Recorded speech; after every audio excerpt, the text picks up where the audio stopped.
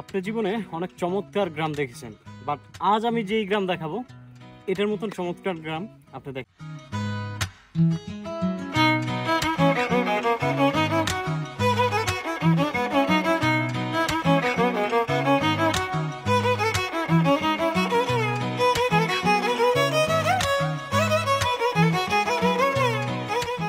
আজ আমি এসেছি যশোর জেলার এক অনন্য সুন্দর গ্রাম প্রেমবাগে।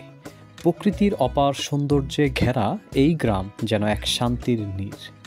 রাস্তার দুই পাশে সারি সারি খেজুর গাছ, সবুজ মাঠ আর নির্মল বাতাস, সব মিলিয়ে এক স্বপ্নের মতো পরিবেশ।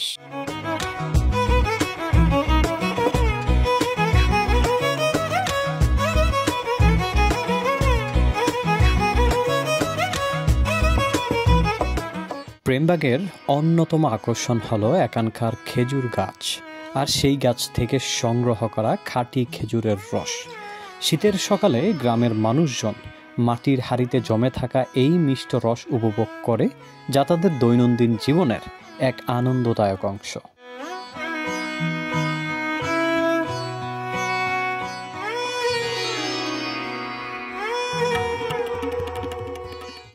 এখানে কেন এত খেজুরের রস হয় তার একটা উৎকৃষ্ট প্রমাণ হচ্ছে এটা। দিন এখন প্রায় 11টা ছুঁই ছুঁই, কিন্তু এখনো রস পড়তেছে।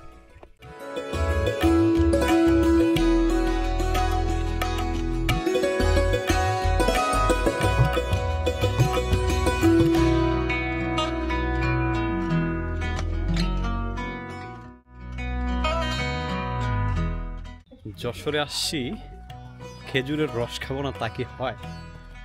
এই যে দেখেন, জাস্ট কালারটা দেখেন কতটা চমৎকার।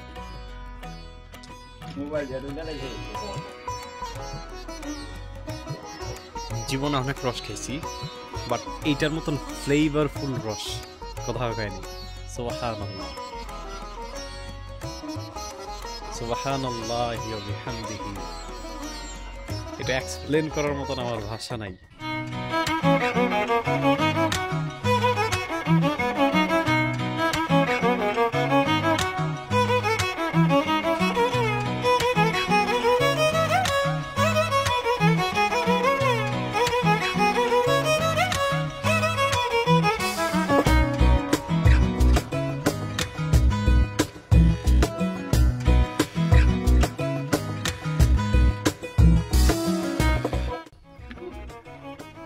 আমাদের গ্রাম বাংলার সংস্কৃতিতে ঢেকি খুবই গুরুত্বপূর্ণ একটি বস্তু ছিল একটা সময়। আজকাল তো গ্রাম বাংলায় এই ঢেকি খুবই রেয়ার, বাট যশোরে এসে স্পেশালি এটা দেখতে পেয়ে আমি খুবই গর্বিত। মাহাদি ভাইকে ধন্যবাদ।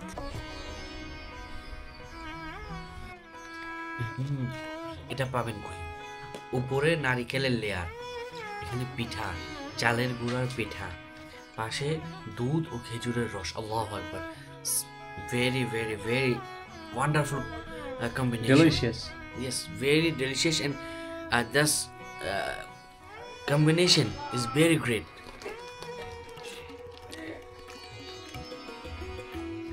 নারিকেল, দুধ, কোনো চিনি নেই, একদম ফ্রেশ খেজুরের রস। আল্লাহর সৃষ্টি এত মজা কেন? Yes.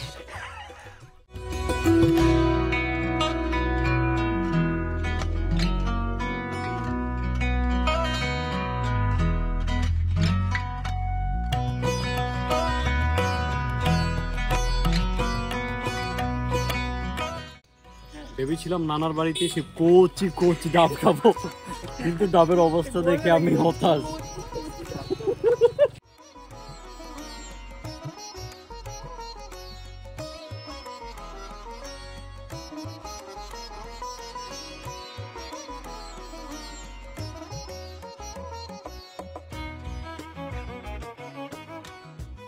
শহরের কোলাহল থেকে দূরে এই গ্রাম যেন প্রকৃতির কোলে এক শান্তির ঠিকানা। এখানে সময় কাটানো মানেই প্রকৃতির সন্নিধ্যে নিজেকে নতুনভাবে খুঁজে পাওয়া। যদি কখনো যশোরে আসেন, প্রেমবাগের এই অপরূপ সৌন্দর্য দেখতে ভুলবেন না। ধন্যবাদ।